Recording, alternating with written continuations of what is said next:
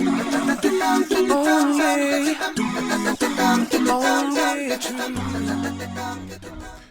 back to the Devoratorium. My name is Darnay Devore, and I'm going to be your host.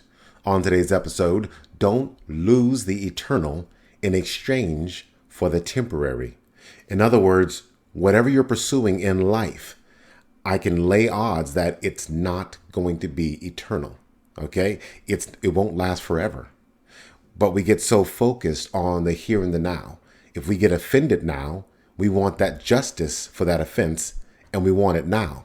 All right, whatever we set our eyes on, or whatever we set our minds to get, we want it right now. And I get it. If you were to inherit $1 billion, you'd like to have that billion right now.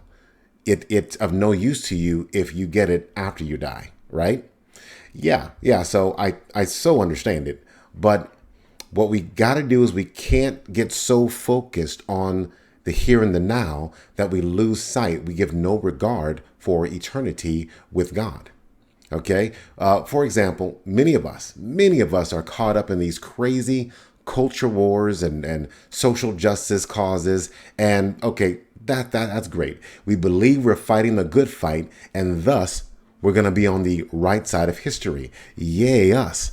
But no one's thinking about being on the right side of eternity, which will last far longer than history ever can.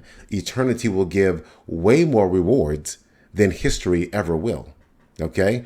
We believe we're fighting the evils of racism, for instance. We're fighting poverty and classism and all kinds of other isms. We fight these evils with signs and marches and weapons and intimidation and fear and other things to bring the pain to the things that we deem as bad. Whatever is bad, we want it to hurt. We want it to be destroyed ultimately, okay?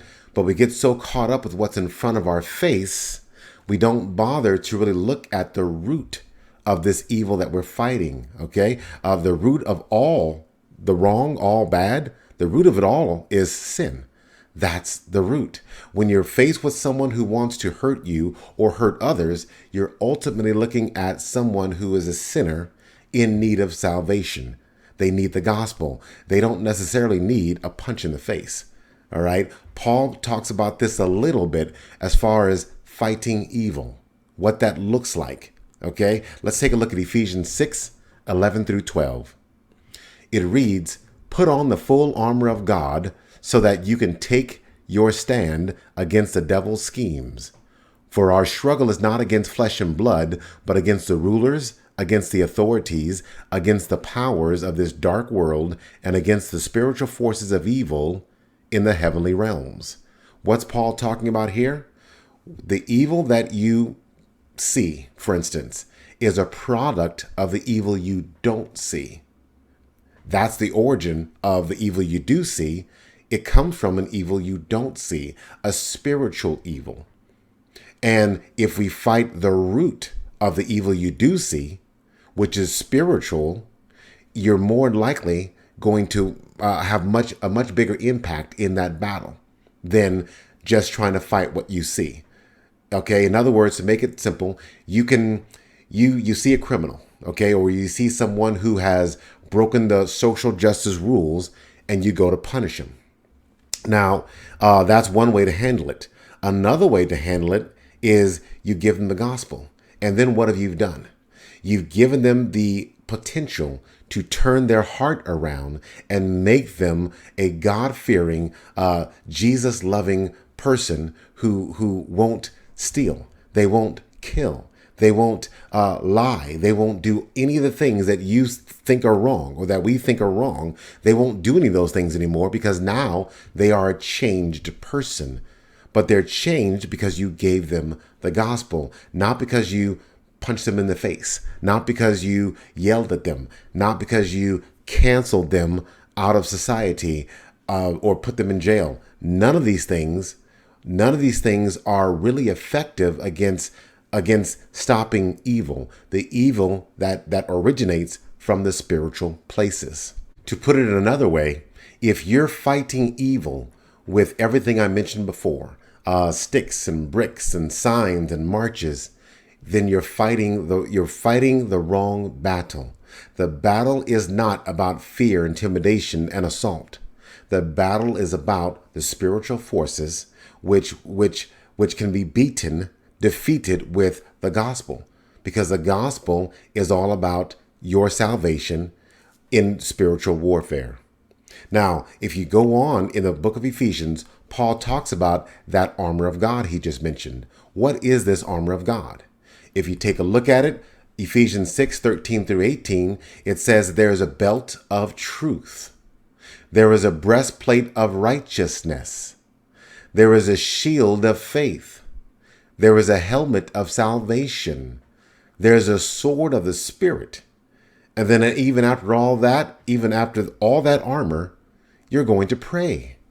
Yes, this is how you truly defeat evil. You defeat it. Evil is a spiritual force. You defeat it with spiritual armor that comes from God himself.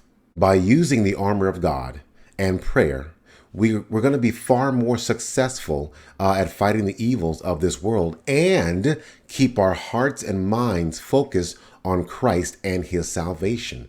We're not going to be distracted by what's going on in the here and the now. Or here's the other alternative. Or we can become so focused on the social, earthly causes that we end up putting down the armor of God, okay, and pick up physical weapons of war. We end up becoming the enemy that we're fighting when we do that.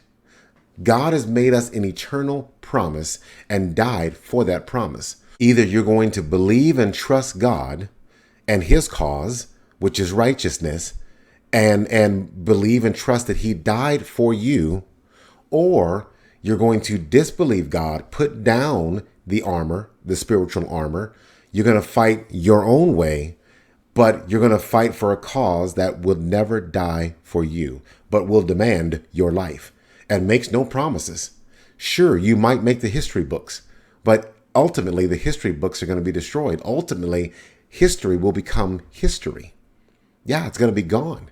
It's all going to be wiped away in the end.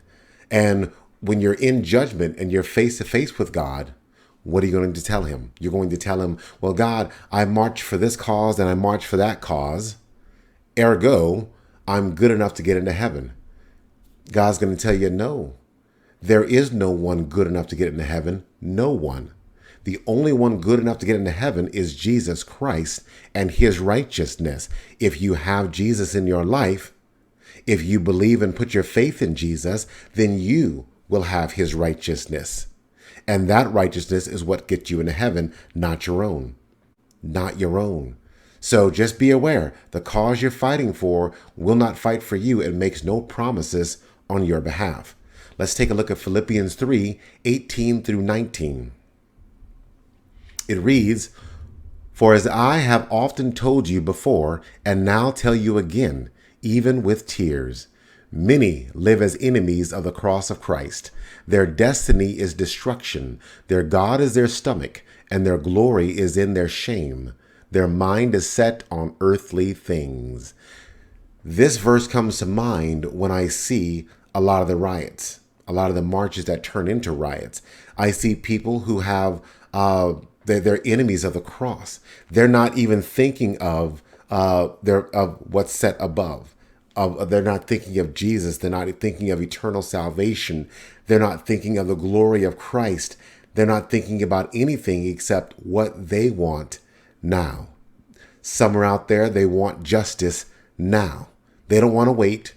They don't want a criminal to slip through their fingers again and get away scot-free, not realizing that even if our justice system lets some of the bad folks get away, God's justice system will let no one get away, including you and I. That's the ultimate justice system that we have to keep in mind as we're making some of these decisions. Okay? But some folks are out there for justice sake.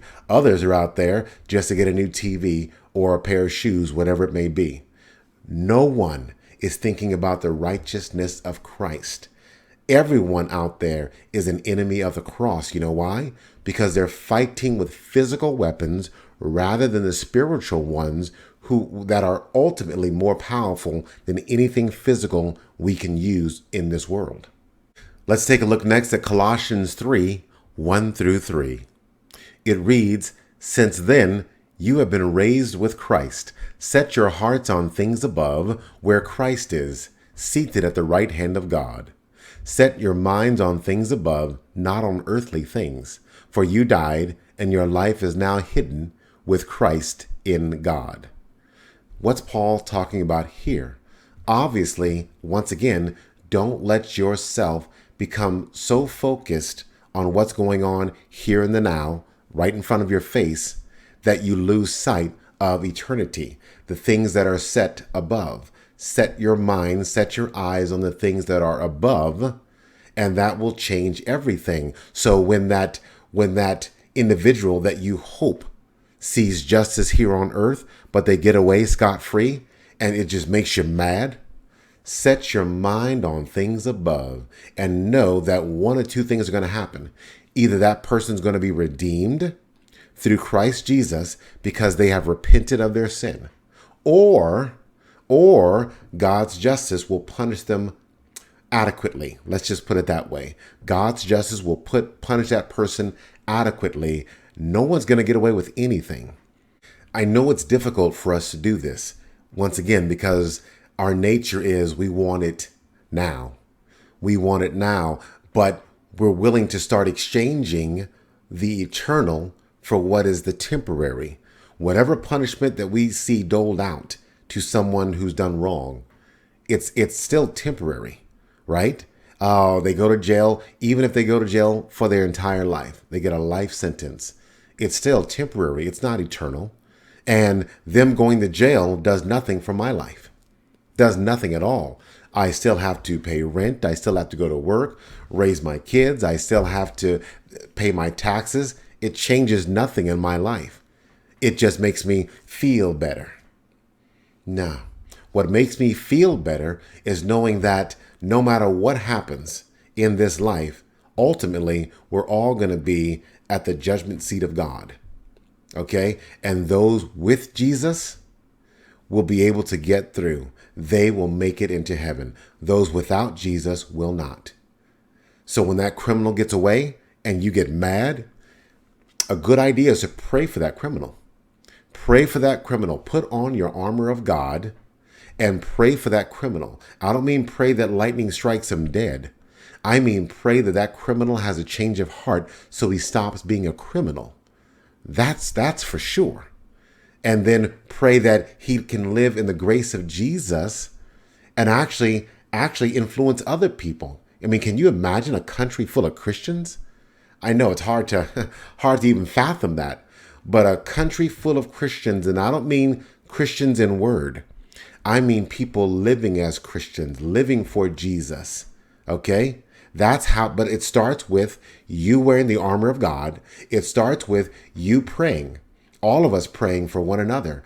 All of us, we can utilize the imperfect justice system we have in this country, but even utilizing that system, we have to understand it's imperfect. It is imperfect, it's flawed, and it's not gonna be ultimate justice through our man-made courts. Ultimate justice will happen in heaven, okay? Under God's judgment, who sees all, knows all, and is all powerful.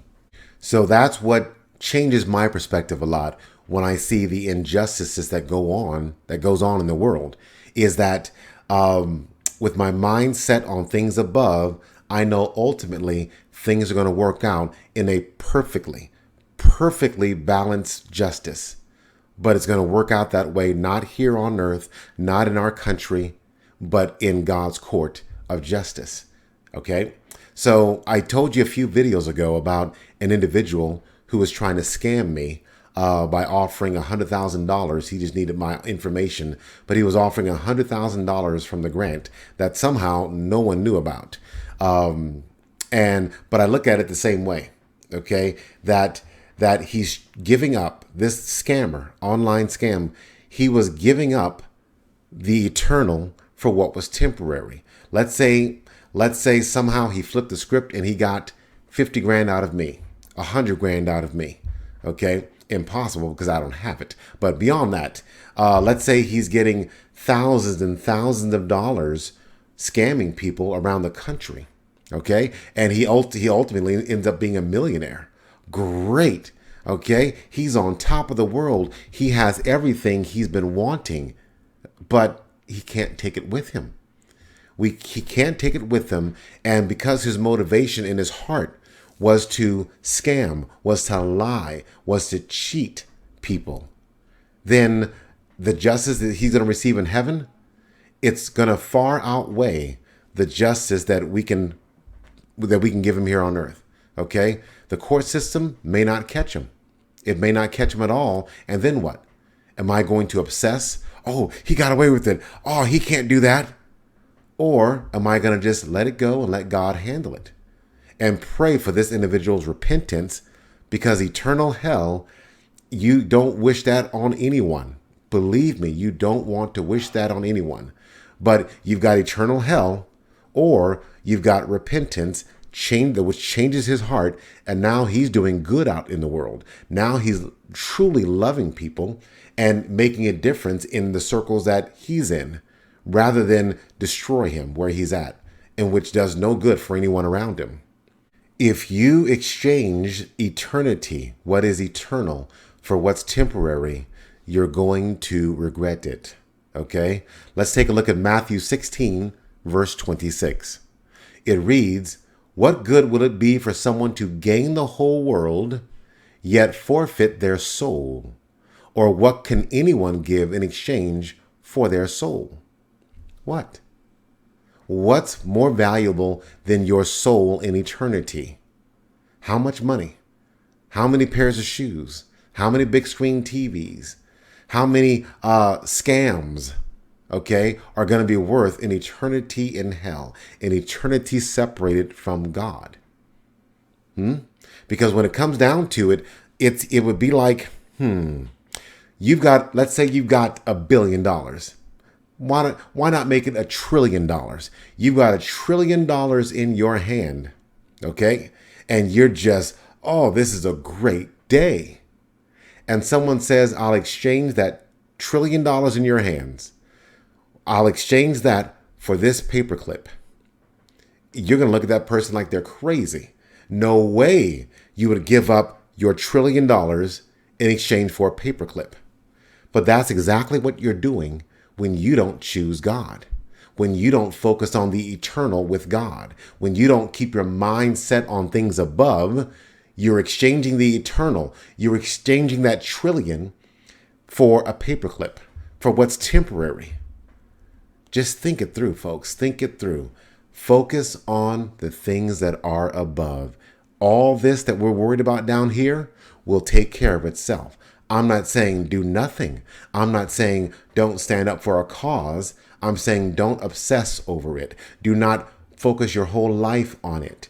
Okay? Something wrong going on in the world, you put on your armor of God, the spiritual armor of God, and you pray. You pray. That is the greatest weapon you can use against evil. Let me remind you, whatever evil that you see in front of your face, whatever evil that you hear of, that you know about, the source of that evil is ultimately spiritual. It is ultimately spiritual. So you want to defeat the evil you see? Fight it spiritually. Go to its source and fight the source. And that source will affect what you see in front of you. Okay? Thank you for joining me today, and stay tuned for the next video.